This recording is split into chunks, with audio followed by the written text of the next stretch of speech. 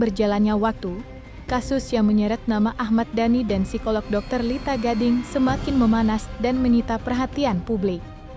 Diketahui sebelumnya, Ahmad Dhani telah melaporkan Dr. Lita Gading ke Polda Metro Jaya atas dugaan eksploitasi foto anak di bawah umur. Laporan tersebut menjadi pemicu konflik panjang antara kedua belah pihak. Tak jarang, Ahmad Dhani mendapat sindiran tajam dari pihak Dr. Lita Gading yang seolah menanggapi kasus ini dengan nada menantang.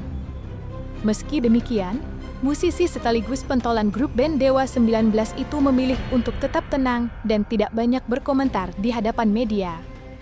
Di sisi lain, pihak kepolisian terlihat sigap menyikapi laporan yang dilayangkan Ahmad Dhani. Hingga kini, penyidik telah memeriksa setidaknya 5 orang saksi terkait kasus tersebut.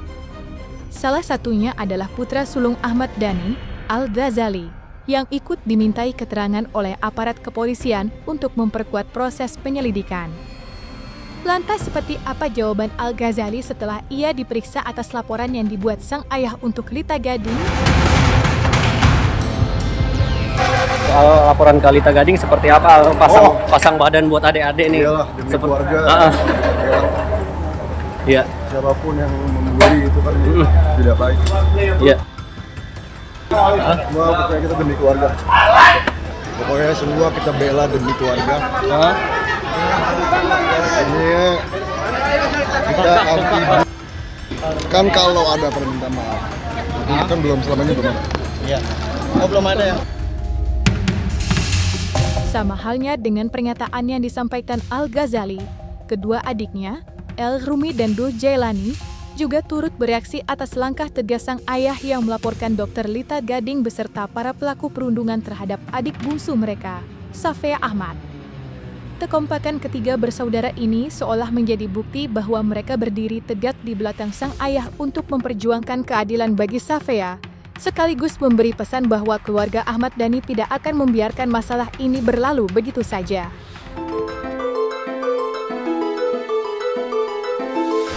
Dari kamu El. Ngomong apa gitu? Seperti apa? Kakak juga kan mengambil tindakan ini untuk memprotek adik juga kan. Ini mobilnya mana atau mana? Kenapa Kamu nggak datang ada fokus untuk latihan atau gimana El? Ya gimana ya? El gimana mungkin? Saya no komen aja dah. Kenapa Saya no kamu komen. memilih Tapi no doanya comment? seperti apa ya? Kita biarkan Al sebagai kakak pertama sama ayah yang mengambil tanggung jawab untuk Pastinya kita semua bervokal keras soal stop di sekolah, di tongkrongan, dimanapun yang apa ya, yang melampaui batas gitu. Kalau bercanda-bercanda yang masih intoleransi itu ya ngerti lah, cuma kalau udah berlebih yang body shaming dan terus apalagi hina gitu, dia nyata gitu. Adalah maksudnya sampai kapan korban ini terus mendatangkan kasihan. Saya mencoba untuk tidak geram gitu, karena pada dasarnya yang mereka lakukan adalah api gitu. Jadi saya berusaha untuk mencoba dari air. Tapi saya tetap berkata stop lah, dia dari sekolah bagaimana pun itu adalah stop. Poinnya ya dengan kita yang sadar kalau bully itu nggak baik, alangkah baiknya dikasih contoh lah gitu. Kadang ucapan itu nggak cukup gitu ya. Kadang ucapan nggak cukup gitu. Dia pengasih contoh, aku nggak peduli kamu depan umum, itu udah lebih cukup kadang daripada ucapan. Jadi bagi yang sadar akan bahwa itu nggak bagus, marilah kita kasih contoh yang benar gitu. Nggak lewat ucapan doang, tapi lewat tindakan kita gitu. Dan jadi pelindung juga keren loh. Maksudnya tukang itu kadang menganggap mereka keren gitu. Padahal kalau di sekolah tuh lebih keren jadi pelindung orang yang dibully gitu. Walaupun aku juga berharap gak ada yang gitu. Pertama-tama banyak cara membela gitu ya. Banyak cara membela yang juga bijak dan tidak dipertontonkan gitu. Jadi Ya kalau saya sih bisa membela tanpa perlu vokal juga bisa. Ya, itu juga bisa. Kalau sekolahnya sih, kalau teman-teman sekolahnya sih backup ya. Teman-teman sekolahnya support banget. Untungnya teman-teman sekolahnya itu support. Jadi teman sekolahnya bahkan ikut jadi netizen juga membela Safia gitu. Teman-teman sekolah.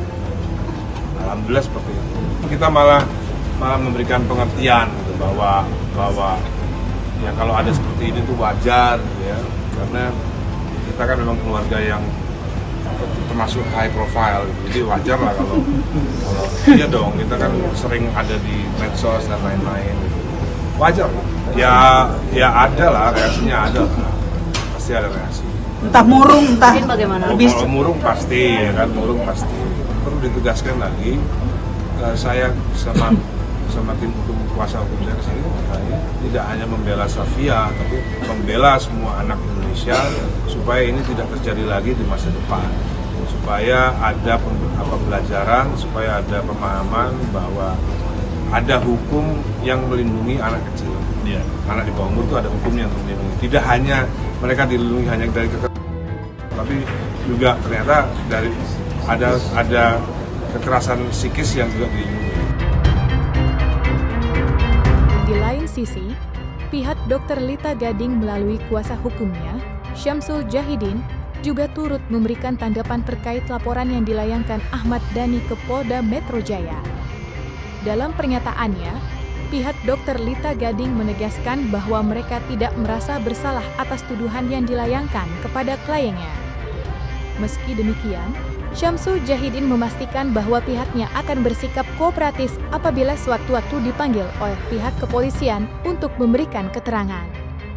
Ia juga menegaskan bahwa Dr. Lita Gading siap mengikuti setiap proses hukum yang berjalan, karena menurutnya, kebenaran pada akhirnya akan terungkap di hadapan hukum.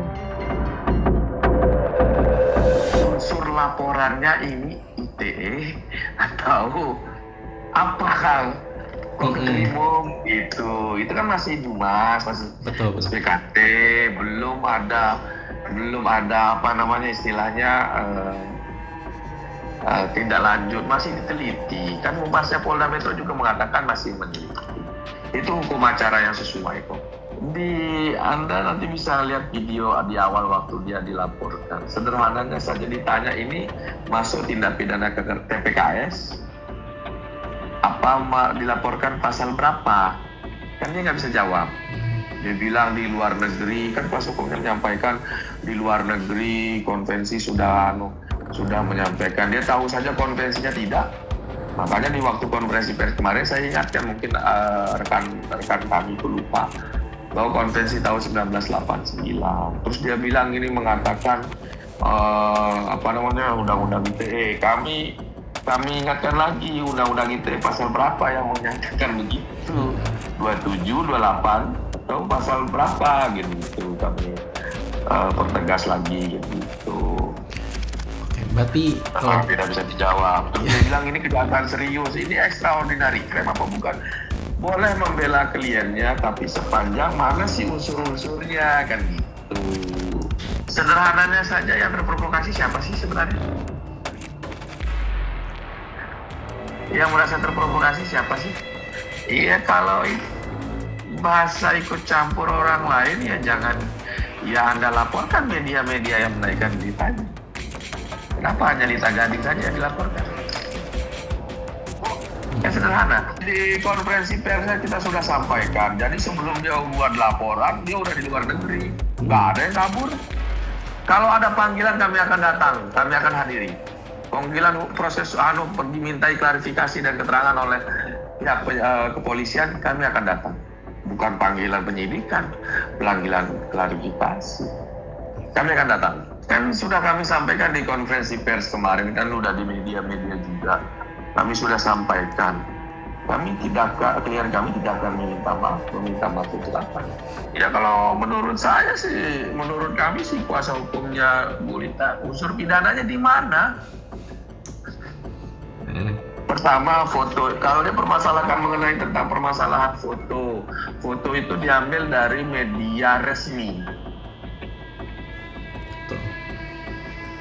Jadi yang harus dilaporkan siapa? Bu Lita atau media resminya dulu? Betul. Media-media tersebut, harusnya kan media-media tersebut yang dilaporkan. Oke.